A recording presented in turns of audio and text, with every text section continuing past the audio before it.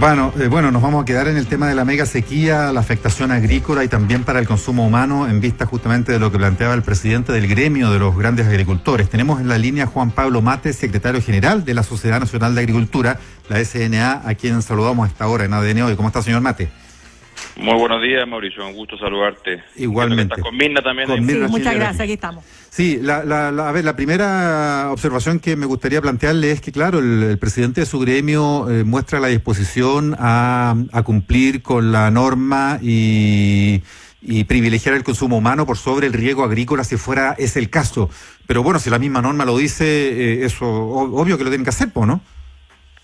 Absolutamente, es obvio, pero de repente, por muchas veces dicho, se olvida, Mauricio. La norma lo indica, es algo que ocurre todos los días, todos los años, de hace mucho tiempo. Te quiero decir un ejemplo nada más. La gente en la región metropolitana de Santiago en particular no sabe, pero que hace muchos años la empresa sanitaria Aguas Andinas solicita y tiene un acuerdo de traspaso de aguas que son derechos de los agricultores para el llenado del embalse El Yeso, de modo de asegurar con ello el agua potable en la región metropolitana. Esto, como tú muy bien dices, es algo que está efectivamente instalado en la norma, en la ley, y por tanto se debe cumplir, y nosotros ponemos como agricultores toda la disposición y todas las facilidades para que ello ocurra, porque tenemos muy claro y consciente que es lo primero que debe ocurrir, sobre todo en el mundo rural, donde las aguas potables rurales, los sistemas de aguas potables rurales también han sufrido algunos problemas complicados, no por culpa de agricultores, sino que por de alguna manera por culpa de lo que nosotros llamamos el descuelgue de las napas subterráneas, en que esos pozos quedan secos finalmente. Sí, a ver, Juan Pablo, si Ricardo Aristía, presidente de la Sociedad Nacional de Agricultura, dice que están dispuestos a sacrificio, bueno, ¿quién lanza la primera piedra? ¿Por dónde están dispuestos a comenzar con ese sacrificio? Bueno, ya muchos agricultores están en los hechos sacrificando cultivos. Hay algunos cultivos, por ejemplo, el maíz es un cultivo de alta demanda de agua y la verdad que la intención de siembra, y es cosa de consultar a las empresas que venden semillas para cultivar maíz, cómo ha caído la venta de esa semilla, porque los agricultores ya han tomado conciencia a fondo de la realidad que se va a vivir esta temporada y por tanto están dejando de sembrar. Están además también intentando salvar las plantaciones, que son inversiones de largo plazo, que hay una pérdida patrimonial importante, intentando salvarla con la poca agua que queda. Pero así también hice un poco la señal que ha querido dar el presidente de la SNA. La señal es que, a pesar de todo ello, debemos los agricultores poner por delante el consumo humano, dar todas las facilidades de modo que las aguas también se conduzcan y esas proporciones que se debe repartir, dividir en los cauces naturales, vayan especialmente a cumplir la necesidad de consumo humano.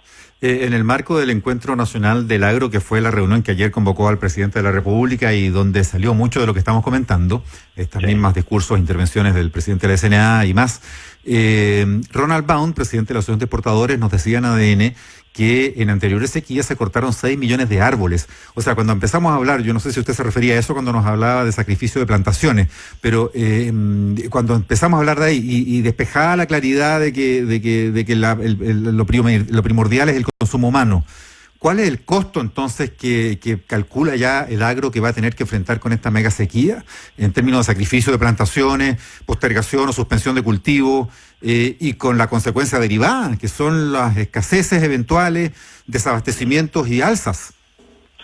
Mire, la verdad que no me quisiera aventurar en cuánto puede ocurrir eso. Los agricultores van a intentar salvar a como sea lugar sus plantaciones, porque es una inversión muy grande que se ha hecho, y me imagino que Ronald Baum se ha referido a lo que justamente ocurrió en la cuarta región, cuarta y quinta, especialmente la cuarta región dentro de estos últimos 10 años, en donde usted tiene oportunidad de ir a la zona de Ovalle y otras por ahí, se da cuenta de una cantidad impresionante de hectáreas que estaban plantadas y que hoy día están convertidas la verdad que en suelos secos, ¿no? Porque se cortaron los árboles, se le pasó motosierra porque no había más vuelta que dar, digamos. Entonces, hoy día existen algunas alternativas.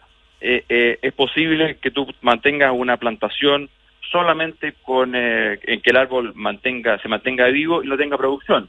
y tú le eliminas toda la fruta, lo podas, de modo que ese árbol francamente consuma lo menos posible para intentar pasar la temporada y luego poder recuperar la temporada siguiente, si es que Dios mediante tengamos una temporada más razonable en términos de acumulación de nieve y lluvia. ¿Qué especies son principalmente las más afectadas ahí en frutales? Bueno, es que la zona que está afectada por esta gran sequía que está entre la cuarta y la séptima región principalmente, ahí está hablando la verdad que el 90% de la fruticultura nacional, por tanto está afectado todo, Mauricio. Todo, manzana, kiwi... sí, por supuesto, uva... También cerezo, uva. ciruela, por supuesto, sí, claro que sí. La uva en particular, fíjate, la uva es un frutal que se cosecha según las variedades, pero en general tarde en la temporada, es decir, está hablando de febrero, marzo, claro. Y por tanto tiene que llegar hasta esa fecha regándose. Por lo pronto, si me apuras un poco, es probable que sea de los frutales que más se puedan ver afectados. Sí, conversamos a esta hora con Juan Pablo Mate, secretario general de la Sociedad Nacional de Agricultura. Juan Pablo, escuchábamos ayer al empresario Alfonso Ríos señalando que el Estado puede expropiar el agua, pero que tiene que pagar el precio de mercado. O sea, si el Estado quiere llegar a aquello, digamos, a esa medida como de fuerza mayor, podríamos decir, ¿no es cierto?, respecto del otorgamiento de los derechos de agua, que ha estado muy puesto en discusión. Hay un fuerte debate respecto de cómo es posible que el agua esté tan privatizada en Chile, un derecho, o sea, un elemento de uso o de derecho, se podría decir, ¿no es cierto?, que va más allá, incluso algunos dicen hasta de derecho humano. Bien nacional de uso público. Exactamente, bien nacional de uso público, y sin embargo, justamente para la agricultura, estudios de la Fundación Chile señalan que precisamente los grandes predios que se tienen que regar o está en la base de lo que hace insostenible el sistema tal como está ahora con esta crisis hídrica. Entonces, para ustedes, ¿es el camino que el Estado, si expropia, les pague el valor que corresponde a precio mercado? A ver, en los cauces naturales, Mirna, existe entonces el uso que se denomina de alícuota, que tú tienes un derecho de aprovechamiento de ese cauce y entonces tú lo vas a usar de acuerdo a tu derecho. Ahora, si somos todos parte de un cauce y tenemos distintos derechos, y el cauce viene con menos agua, tenemos que entonces todos disminuir nuestro uso en proporción a esa alícuota, a esa proporción que cada uno tiene. Eso significan los derechos. Pero por sobre ello, y eso es lo que hemos querido decir, ya está identificado en la norma, debe estar el consumo humano, que ojo, la verdad que el consumo humano representa, Mirna, Mauricio, en torno al 2%, 2-3% del cauce total. O sea, en verdad, y por eso también que nos parece tan importante el aumento de recursos del gobierno, que aumenta a 110.000 millones de pesos para la tecnificación del riego, porque la verdad que ese es un camino fundamental. En la medida que los agricultores avancemos en tecnificación del riego y por tanto en menor uso del riego, va a poder quedar más disponible agua para el uso de todos. Y ojo, y ayer también lo decía el presidente de la SNA, esto no debe transformarse en mayores superficies plantadas y que hay mayor eficiencia, sino que también justamente debe quedar eso a disposición del consumo, de modo que no tengamos estos problemas y no tengamos estos cauces naturales que se están agotando por un uso ineficiente en el agua. Nosotros nos queremos hacer cargo de ello.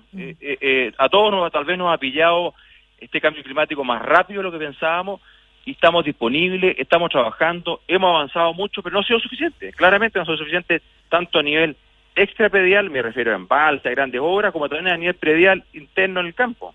Conversamos con Juan Pablo Mate, secretario general de la Sociedad Nacional de Agricultura, la SNA. Señor Mate, a ver, me pareció interesante lo que decía recién, solo un 2% es consumo humano, ¿eso en comparación solo con el resto, solo agro, o esto a nivel nacional involucra la minería también, que consume mucha agua? Eso a nivel nacional, Mauricio, del agua que ojo, eso es otro tema importante, del agua que efectivamente se logra usar. Claro. Se logra usar, porque hay mucha, les quiero recordar que, y eso está en estudios que lo avalan, que en torno al 85% del agua que nuestra cordillera nos provee, la lluvia nos provee, se vierte en el mar. Claro. Y por tanto no se le da un uso productivo o para el consumo humano. De ese entonces 15%, el 2-3% es consumo humano y efectivamente el 70% es consumo en la agricultura. O sea, somos los grandes consumidores del agua, eso es una evidencia. ¿Y ahí está también la minería en el norte, o no? Ojo, Mauricio, sí, también está en la minería. Y ojo, es consumo del agua, y esto creo que, y perdón que sea bien preciso, un consumo del agua ¿para qué? ¿Para acumularla? ¿Para especular? No, señor. Es para producir alimento, para transformar en alimento, que también es algo fundamental para los seres humanos. Claro, ahí más bien siempre estamos más al ras o cuando hay acumulado es un stock de reserva para situaciones de crisis, no es... Pero específicos, habrá un pequeño tranque en el campo, justamente se acumula en la noche para poder regar durante el día. O sea, los agricultores es que no lo que especulamos con el agua, eso lo quiero dejar súper claro. Somos productores de alimentos y evidentemente necesitamos del agua para producir esos alimentos para la población. Es que esas son proporciones interesantes tener en la cabeza, porque a eso quería llegar, que si el consumo humano representa de esa agua que se usa solo el 2%, significa que no es tan terrible, a ver, no me quiero expresar mal, pero no es tan terrible el llamado sacrificio, entre comillas, para el agro en aras de privilegiar el consumo humano, porque es solo el 2%. Pero ese 2% me imagino que puede afectar una producción alimentaria, y ahí está el costo. Mauricio, no queremos aparecer como los salvadores del mundo, ni mucho menos. Sí, la verdad que las cosas como son. Esas son las proporciones, y lo que sí es claro, fondo, ya habrán en algunos lugares, localidades, donde esta situación es dramática para el consumo humano, y en esos lugares, efectivamente, fondo, los agricultores tenemos que hacer de todo. Además, también poner a disposición nuestra capacidad de gestión. Nosotros sabemos manejar muy bien los pozos profundos, sabemos manejar muy bien en la eficiencia en las bombas, que debo decirte, hemos tenido oportunidad de participar en algunos estudios de lo que se denominan las aguas potables rurales, las APR, y la verdad que nos hemos encontrado, Mauricio, Mirna, con situaciones que son insólitas. Es decir, hay problemas en algunos APR porque están las bombas sin los rodamientos adecuados. ¿Qué son los APR? ¿Qué son los APR? Son los sistemas de agua potable rurales, Mirna. Es decir, en el mundo urbano a ti el agua te llega porque, bueno, hay una empresa sanitaria que te lleva el agua hasta tu casa. Pero en el mundo rural no están esas empresas sanitarias normalmente, y entonces se organizan las personas en una suerte de junta de vecinos, y entonces el Estado, a través de la Dirección de Obras Hidráulicas, hace un pozo profundo, consigue agua, la levanta, la eleva y la distribuye en ese caserío que hay en ese lugar. Y eso está organizado por esas mismas juntas de vecinos. Ahí hemos identificado no en todas, pero en muchos casos, falta de gestión, falta de mantención, falta de iniciativa de administración. Los agricultores también, y se lo hemos dicho ayer al ministro de Obras Públicas, nos ponemos a disposición porque tenemos capacidades, conocemos, tanto los agricultores como las organizaciones de usuarios de agua, de cómo administrar de la mejor manera posible un recurso que hoy día es francamente escaso. Bien, queremos agradecer a Juan Pablo Omate, secretario general de la SNA, por este contacto con ADN hoy. Muchas gracias. Encantado, Mauricio.